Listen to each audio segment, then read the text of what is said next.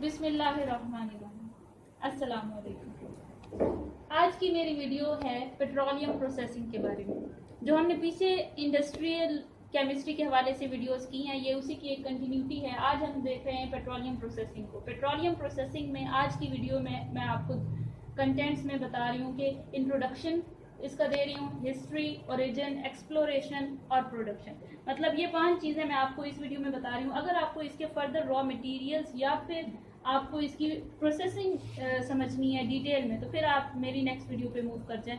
अब हम डिस्कस करते हैं कि इसका इंट्रोडक्शन क्या है। इंट्रोडक्शन में मेनली मेरे पास 2 पॉइंट्स हैं आपके लिए। एक है पेट्रोलियम होता क्या है और दूसरा पेट्रोलियम प्रोसेसिंग ये क्या चीज़ है। तो अब हम देखते हैं पेट्रोलियम और petroleum processing.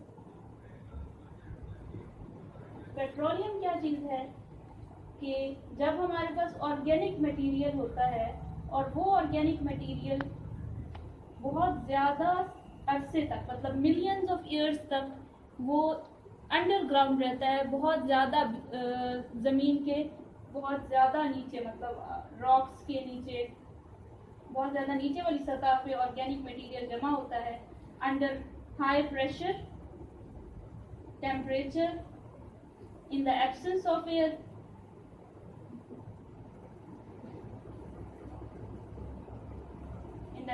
air, and under bacterial effects।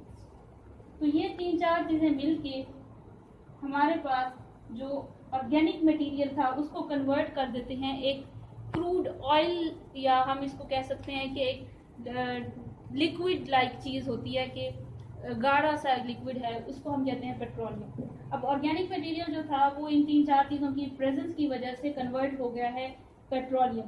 तो पेट्रोलियम हम कह सकते हैं कि ये it is a product of natural changes that occur in organic material. इसके बाद है petroleum processing.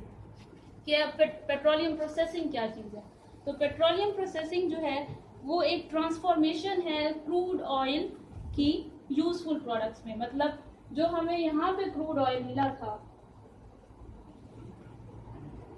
Under the layers of earth, उसको अब हमने कन्वर्ट करना है यूजफुल प्रोडक्ट्स में। जो हमें क्रूड ऑयल मिला है वो एक उसमें वेस्ट भी है, यूजफुल चीज़ें भी हैं, तो वो सारी फ्रैक्शंस को जब सेपरेट करते हैं तो उस प्रोसेस को, उस ट्रांसफॉर्मेशन को हम कहते हैं कि ये पेट्रोलियम प्रोसेसिंग हो रही है। अब मैं आपको उनके नाम बता रही हूँ कि जो मेनली जो फ्रैक्शंस हम निकालते हैं क्रूड ऑयल में से वो कौन कौन सी हैं। जैसे कि एलपीजी है, केरोसिन ऑयल है,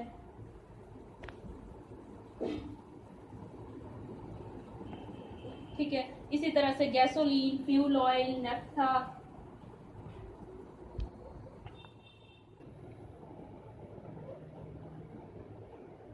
अब ये 3-4 चीज़ें मैंने अभी आपको बताई हैं, लेकिन हम इनकी भी फर्दर डिटेल में जाके देखेंगे कि इनमें क्या क्या चीज़ें, वो हम आगे डिस्कस करेंगे फर्दर। अब हम ये तो हमारा हो गया इंट्रोडक्शन का पार्ट। अगर हम इसको फर्दर मैं आपको आगे लेके चलूँ तो इसके बाद है हिस्ट्री। हिस्ट्री का जो पोर्शन मैं आपको बताने जा रही हूँ ये बहुत मेजर पोर्शन है और इस वीडियो में, और इसमें हम बहुत ज़्यादा जो की पॉइंट्स हैं हिस्ट्री की, पेट्रोलियम की जो हिस्ट्री है उसको डिस्कस करने लगे हैं।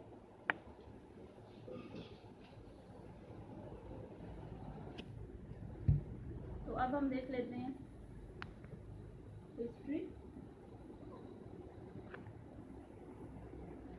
हिस्ट्री को अगर मैं स्टार्ट करूं तो हम यहाँ इसको स्टार्ट करते हैं कि ये जो यूनाइटेड स्टेट्स हैं, मतलब यूएस में सबसे पहले इंडियंस ने ऑयल सीपेजेस को यूज़ किया था। पेनिनसिल्वानिया मतलब यूएस की जगह है, और वहाँ पे जो इंडियंस थे वो ऑयल सीपेजेस को एज मेडिसिन यूज़ करते थे। तो वहाँ मतलब मेजरली मैं आपको की पॉइंट अगर देना चाहूँ तो वो ये हो सकता है that Indians use oil seepages as medicine. कि ऑयल सीपेजेस क्या है, अब ये भी मैं आपको बता दूं कि जब पेट्रोलियम ज़ेर ज़मीन होता है लेकिन उसका कुछ पोर्शन, सपोज ये ज़मीन का कुछ हिस्सा है, जैसे सेम और थोर होती है, उसी तरह से अगर वो वाला पोर्शन के नीचे वो पेट्रोलियम के ज़खायर मौजूद हैं, बहुत सारा पेट्रोलियम है, लेकिन उसके ऊपर वाली सतह पे जो थोड़ी बहुत वो ऑयल या थोड़ा बहुत जो लिक्विड वाला पोर्शन है उसको हम कहते हैं ऑयल सिपेज। तो वहाँ से ये जो इसकी हिस्ट्री स्टार्ट होती है कि इंडियंस ने उन ऑयल सिपेजेस को एज मेडिसिन यूज़ किया, मेडिसिनल पर्पस के लिए यूज़ किया। इसके अलावा जो बिट्यूमेंस हैं उसको भी बिब्लिकल बुक्स में, बिब्लिकल टाइम्स में नोट किया जाता है। अब बिट्यूमेंस क्या है, बिट्यूमेन के बारे में हम आगे भी देखेंगे, लेकिन अभी मैं आपको बता रही हूँ। बिट्यूमेन कहते हैं जो बिल्कुल लास्ट में जो वेस्ट मटेरियल बच जाता है, जब हम क्रूड ऑयल की फ्रैक्शन बनाते हैं और बिल्कुल लास्ट में हमारे पास वेस्ट बच जाता है, उसको हम कहते हैं। और उसको ये वाला जो बिट्यूमेन है ये हमें बिब्लिकल टाइम्स की जो बुक्स हैं, मतलब बाइबल के दौर की, जब बिब्लिकल टाइम्स थी तो उस वक्त की बुक्स में भी हमें ये मिलता है। तो इसका मतलब है कि इट इज़ वेरी हिस्टोरिकल, मतलब ये काफ़ी पुरानी चीज़ है। इसके बाद हम आते हैं 1859 में, ज़रा नए दौर में आ रहे हैं। तो 1859 में हम जिक्र करते हैं एक ड्रेक क्रूड ऑयल वेल, एक कुएं का जिसका नाम है ड्रेक क्रूड ऑयल वेल। तो अब जो है वो 1859 में एक वेल है जिसका नाम है ड्रेक क्रूड ऑयल वेल। इस वेल की क्या खास बात है? इस वेल की ये खास बात है कि पहले भी ऑयल के कुएं थे, लेकिन वो किसी भी एक्सीडेंटली जैसे दरियाफ्त हो जाते हैं उस तरह से। लेकिन ये वाला ड्रेक क्रूड ऑयल वेल का ये खास बात है कि पहली बार उन्होंने एक जो अपनी रिसर्च के मुताबिक एक वेल को आइडेंटिफाई किया कि यहाँ पे पेट्रोलियम हो सकती है, और जब उसको खोदा गया तो वाकई उसमें से पेट्रोलियम उनको मिला। तो ये एक ऐसा वेल था जिसको हम कहते हैं ड्रेक क्रूड ऑयल वेल, और ये 1859 में डिस्कवर हुआ। और इसके नीचे बहुत ज़्यादा रिजर्वायर्स थे पेट्रोलियम के, और इसी से फिर बाद में केरोसिन भी यहीं से मिला, और वो केरोसिन ऑयल जो है फर्दर लैम्प्स में और डिफरेंट चीज़ों में यूज़ हुआ है। तो मतलब मेन बात हमारे पास ये ड्रेक क्रूड ऑयल वेल है। इसके बाद है कि फिर फर्दर जैसे जैसे आगे चीज़ें जदीद होती गई तो क्वालिटी की तरफ आ गए। क्वालिटी में ये है कि अब क्वालिटी को इम्प्रूव किया जाने लगा। अब क्वालिटी में जो है एंटी नॉकिंग की तरफ आ गए। एंटी नॉकिंग एजेंट जैसे कि कार्स में एंटी नॉकिंग एजेंट यूज़ किए जाते हैं, उसी तरह से ये वाली बात है। अब एक और चीज़ भी है कि जो क्वालिटी है उसको कैसे हम साइंटिस्ट ने कैसे हमने उसको इम्प्रूव किया कि जो लेस डिज़ायरेबल फ्रैक्शंस थी, मतलब ऐसी फ्रैक्शन पेट्रोलियम की, क्रूड ऑयल की जो कि हमें नहीं चाहिए थी, लेस डिज़ायरेबल थी, उनको कन्वर्ट किया गया मोर डिज़ायरेबल फ्रैक्शंस में। मतलब कि जो लेस डिज़ायरेबल फ्रैक्शन थी उनको गैसोलीन में कन्वर्ट किया गया। अब जैसे हम इसको ऐसे लिख सकते हैं कि less desirable fraction into gasoline. और इसमें जो मेजर प्रोसेसेस यूज़ हुए इसको कन्वर्ट करने में, वो है पहले इसको थर्मल प्रोसेस के थ्रू कन्वर्ट किया गया, और फिर बाद में कैटालिटिक क्रैकिंग प्रोसेस को यूज़ करके इसको कन्वर्ट किया गया। फिर जैसे मैं आपको पहले बता रही थी कि क्वालिटी इम्प्रूवमेंट हुई, गैसोलीन के लिए भी क्वालिटी इम्प्रूवमेंट हुई, और जो इसके लिए tetraethyl lead as anti knocking agent डाला जाता था। इस तरह से इसकी क्वालिटी को इंक्रीज़ किया जाता रहा। फिर हम फर्दर अगर हम आगे की तरफ आए तो फिर आ जाती है रिफाइनिंग। रिफाइनिंग में क्या है कि अब हम जो नेक्स्ट एक स्टेप की तरफ आ गए हैं, क्रूड ऑयल से थोड़ा सा आगे रिफाइनिंग की तरफ आ गए हैं। रिफाइनिंग में पहला तो इसका फ़ायदा ये है कि जैसे ही जब भी रिफाइनिंग होती है तो इकोनॉमिक फैक्टर आ जाता है कि for the purpose of money refining की जाती है, और हाई क्वालिटी को मेंटेन करके प्रॉफिट गेन किया जाता है। और 1930 में पहली कंपनी बनी जो कि gasoline, kerosene oil, heating fuel और गैस ऑयल और ये इस तरह सारी चीज़ों को वो रिफ़ाइन किया करती थी। तो 1930 में फर्स्ट कंपनी इस हवाले से सामने आई जो कि रिफाइनिंग के लिए थी, रिफाइनिंग के पर्पस के लिए यूज़ होती थी। अब इसके बाद जो है वो जो रिफाइनरीज की बात अगर हम करें कि रिफाइनरीज किस किस तरह की थी, तो रिफाइनरीज में हमारे पास जो स्टार्ट वाली रिफाइनरीज थी, जो अर्ली रिफाइनरीज थी, उनमें वो बैच प्रोसेसेस यूज़ करते थे, मतलब बैच स्टिल्स थी, छोटे छोटे हॉरिजॉन्टल सिलेंडर्स, और इस तरह से डिस्टिलेशन कंपोनेंट्स भी डिफरेंशियल डिस्टिलेशन कंपोनेंट्स नहीं थे। लेकिन बाद में जब उसकी फर्दर डेवलपमेंट हुई तो फिर हमारे पास जो है वो कंटिन्यूस प्रोसेसेस भी आ गए। एक और चीज़ यहाँ पे कि ये जो प्रोसेसेस हैं रिफाइनरी के, ये सबसे पहले यूज़ किए गए for the purpose of distilling alcohol. सबसे पहले ये अल्कोहल को डिस्टिल करने के लिए यूज़ किए गए, बाद में फिर फर्दर हम इसको पेट्रोलियम की तरफ भी लेके आए।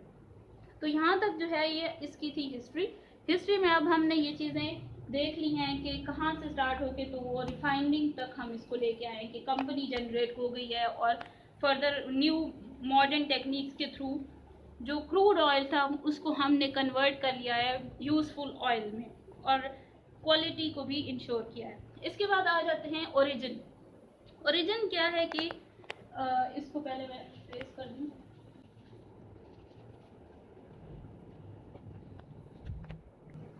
ओरिजिन के हवाले से हम बात करते हैं कि पेट्रोलियम का ओरिजिन कहाँ से है। तो इस हवाले से बहुत ज़्यादा थेरीज़ हैं कि पेट्रोलियम के ओरिजिन के हवाले से कि कहाँ से इसका ये ओरिजिनेट होता है। तो पहला हमारे पास एक थेरी के मुताबिक कि it is derive from vegetable origin. वही जैसे मैं आपको पहले कह रही थी कि ऑर्गेनिक मटेरियल से ओरिजिनेट होता है, वेजिटेबल ओरिजिन है।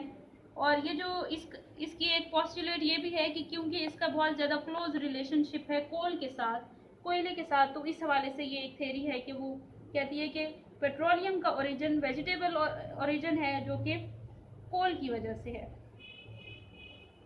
अब इसके अलावा ये भी बात इसी में हम कह सकते हैं कि वेजिटेबल ओरिजिन यानी ऑर्गेनिक मटेरियल को ही जब हम वो सारी कंडीशंस प्रोवाइड करते हैं जो कि मैंने आपको पहले बताई हैं, तो फिर उसमें क्या है कि वो पेट्रोलियम में कन्वर्जन होती भी है। तो ये एक अग्रीमेंट आ जाता है कि वेजिटेबल ओरिजिन एक सही थ्योरी है।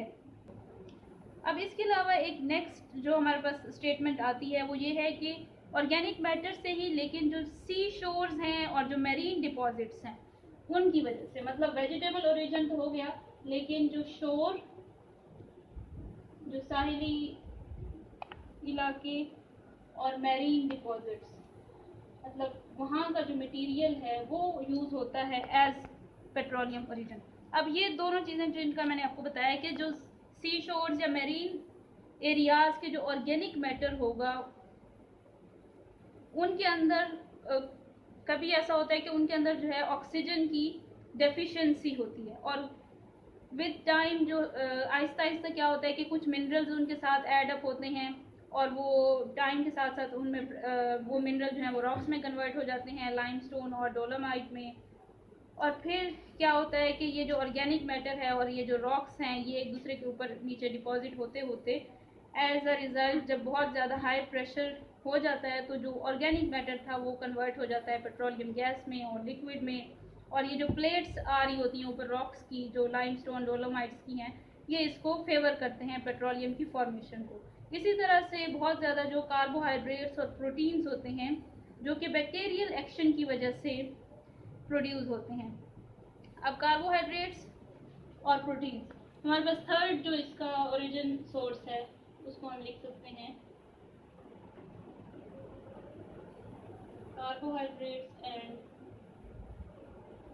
प्रोटीन्स। कार्बोहाइड्रेट्स और प्रोटीन्स में क्या है कि हमारे पास जो बैक्टीरियल एक्शन के बाद जो कार्बोहाइड्रेट्स और प्रोटीन्स हैं वो डिस्ट्रॉय हो जाते हैं और फैटी ऑयल लेयर्स बन जाती हैं, और ये फर्दर फिर हमारे पास जो है फर्दर डिस्ट्रक्शन होती है और एज अ रिज़ल्ट ये पेट्रोलियम की तरफ जाते हैं। मतलब मेनली जो हमारे पास थेरीज़ हैं इस हवाले से, ऑफ कोर्स ये लॉज वगैरह तो नहीं है, लेकिन जो थेरीज़ हैं वो 2-3 बातें इसमें हैं, वेजिटेबल ओरिजिन, सी शोर and marine and carbohydrates and protein.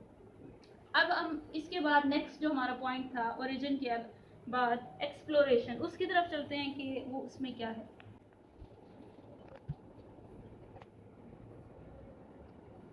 अच्छा, एक्सप्लोरेशन भी एक बहुत इंटरेस्टिंग फिनोमेना रहा है कि अगर हम हिस्ट्री में इसको देखें।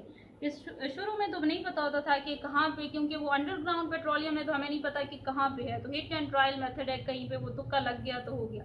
स्टार्ट में क्या था कि ऐसा भी होता था कि 1 आउट ऑफ 100 जब हम ट्राई करते थे तो मतलब 100 बार अगर हम ट्राई करें कि हमें लगे कि यहाँ पे पेट्रोलियम है, उनमें से एक बार में हमें मिलेगा असल में। तो स्टार्ट में हिट और ट्रायल मेथड यूज़ किया गया और फिर आहिस्ता आहिस्ता जो है ये फर्दर इसकी डेवलपमेंट हुई, तो फिर 1 आउट ऑफ 10 भी आ गया। मतलब पहले जो है वो 1 आउट ऑफ 100 ट्रायल्स के बाद उनको मिलता था, फिर 1 आउट ऑफ 10 तक की बात पहुंच गई कि वो 10 बार ट्राई करते थे किसी भी जगह पे खोद के या वहाँ पे अपने जो भी उनके मेथड्स थे उनको यूज़ करके, और फिर उनको पेट्रोलियम वहाँ से मिल जाता था। फिर बाद में जब जियोफिज़िकल और सिस्मिक वर्क हुआ और बहुत ज़्यादा इसके ऊपर काम हुआ, कंप्यूटर्स की एवेल्यूएशन हुई, जियोलॉजिस्ट और जियोफिजिसिस्ट ने इनको स्टडी किया, तो फिर बाद में कुछ ऐसे इंस्ट्रूमेंट्स निकले जो कि ये बताते थे कि कहाँ पे ऑयल और पेट्रोलियम हो सकता है और कहाँ पे नहीं हो सकता। तो फिर ये जो मैंने अभी आपको बात बताई है 1 आउट ऑफ 10 वेल्स वाली, तो इसको हम 1962 में, मतलब 1962 में साइंटिस्ट इस काबिल हुए थे कि वो 1 आउट ऑफ 10 वाली बात पे पहुंच गए कि 1 आउट ऑफ 10 वेल्स में उनको पेट्रोलियम या ऑयल वगैरह मिल जाता था। आजकल अगर हम बात करें तो और भी ज़्यादा सक्सेस रेट है, मतलब बढ़ता जा रहा है। और इसके हवाले से और जो है मैं आपको बताऊं कि पेट्रोलियम की जो एक्यूमुलेशन है उसके बारे में मैं आपको थोड़ा सा बताऊं कि किस तरह से एक्यूमुलेट होता है अंडर सेडिमेंट्री रॉक्स। अब जियोलॉजिस्ट जो हैं वो क्या कहते हैं कि जो शुरू वाला टाइम था, अर्ली टाइम, और आजकल भी जो पेट्रोल है वो in the form of pool होता है। मतलब अगर मैं इस तरह से करूं कि ये रॉक्स हैं,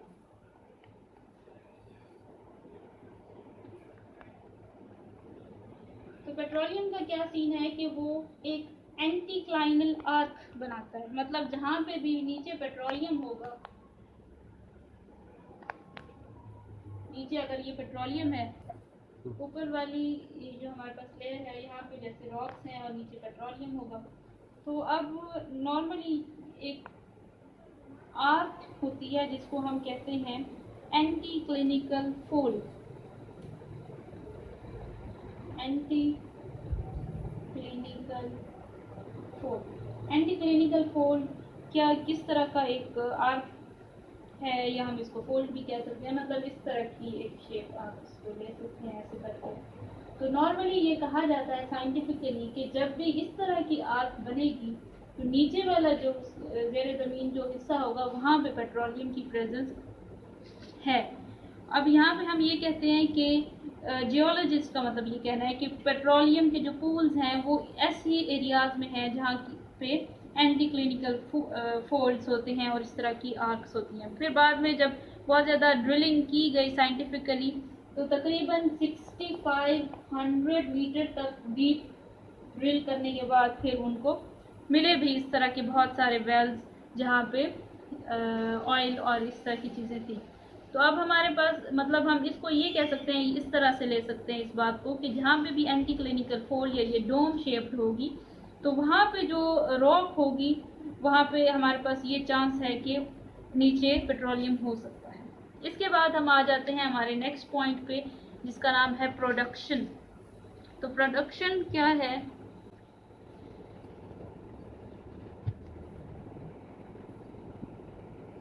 प्रोडक्शन में अब हम देखते हैं कि क्या हमारे पास है। जो फ्री वर्ल्ड कंजम्पशन है, मतलब जो हमारे मतलब ओवरऑल वर्ल्ड में पेट्रोलियम की कंजम्पशन है अकॉर्डिंग टू 1982, उस वक्त के हिसाब से 1982 में, मतलब हम इसको इस तरह से लिख सकते हैं, इट वाज अबाउट 2.69 एक्सपोनेंशियल 9